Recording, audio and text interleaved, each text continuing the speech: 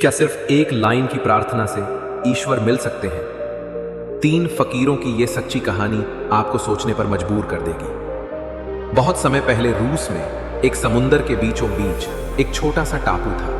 कहते हैं वहां कोई गांव नहीं था, न मंदिर न घर, सिर्फ 3 बूढ़े फकीर रहते थे। किसी को नहीं पता था उनके नाम क्या हैं, वो कहां से आए हैं या क्या करते हैं। लोगों का मानना था कि वो सीधे ईश्वर से जुड़े हुए हैं। वो किसी से बात नहीं करते, लेकिन हमेशा मुस्कुराते रहते।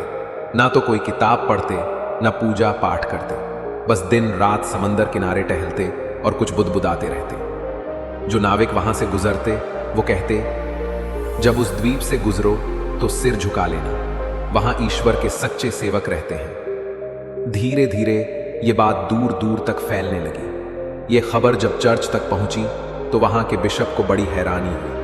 वो धार्मिक नियमों और किताबों में विश्वास करता था। उसने सोचा, अगर ये 3 लोग पवित्र माने जा रहे हैं तो इन्हें धर्म की पूरी जानकारी होनी चाहिए। उसने नाव तैयार करवाई और एक दिन खुद उस द्वीप पर पहुंच गया।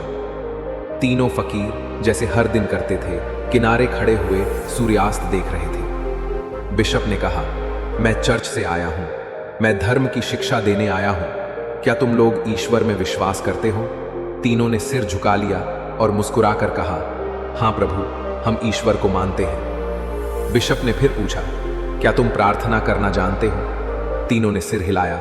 हम बस एक ही बात हर दिन कहते हैं, हम 3 हैं, तू 3 है, हम पर कृपा कर। बिशप चौंक गया। ये कैसी प्रार्थना है? ना कोई अनुशासन, ना कोई सिद्धांत। उसने सोचा कि इन लोगों को सच्ची प्रार्थना सिखानी चाहिए, जो धर्म ग्रंथों में लिखी है। बिशप ने उन्हें सिखाना शुरू किया। हे हमारे पिता, तू जो स्वर्ग में है, तेरा नाम पवित्र माना जाए। तीनों फकीर ध्यान से सुनते रहे, कभी शब्द दोहराते, कभी बीच में भूल जाते।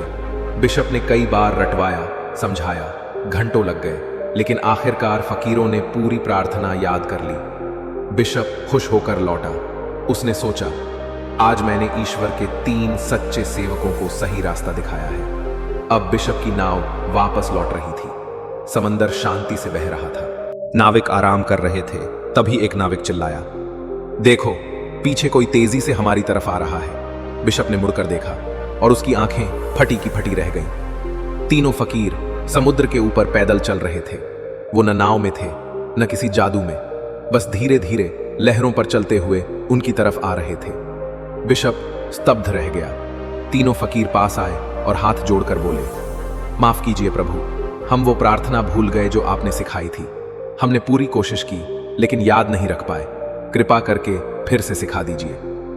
बिशप की आंखों में आंसू आ गए। उसने सिर झुका लिया और कहा, नहीं नहीं, मुझे माफ करो, तुम्हें कुछ सीखने की जरूरत नहीं। तुम्हारी प्रार्थना, तुम्हारा प्रेम, तुम्हारा विश्वास, वो सब कुछ है जो ईश्वर चाहता है। बिशप ने महसूस किया कि सच्ची भक्ति किताबों से नहीं, दिल से आती है। वो नाव में बैठ गया, लेकिन इस बार उसकी आंखों में एक नई रोशनी थी। वो लौट तो रहा था, लेकिन कुछ नया जानकर। तो दोस्तों, ये कहानी हमें क्या सिखाती है?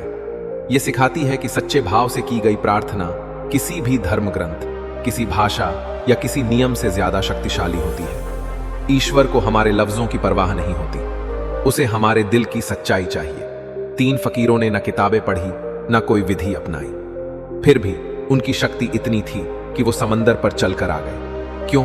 क्योंकि उनके दिल में सच्चा विश्वास था। अगर आपको ये कहानी पसंद आई हो तो वीडियो को लाइक जरूर करें और बताइए, आपके लिए सच्ची भक्ति का मतलब क्या है? कमेंट में जरूर लिखिए। ऐसी ही और दिल छू लेने वाली कहानियों के लिए चैनल को सब्सक्राइब करें।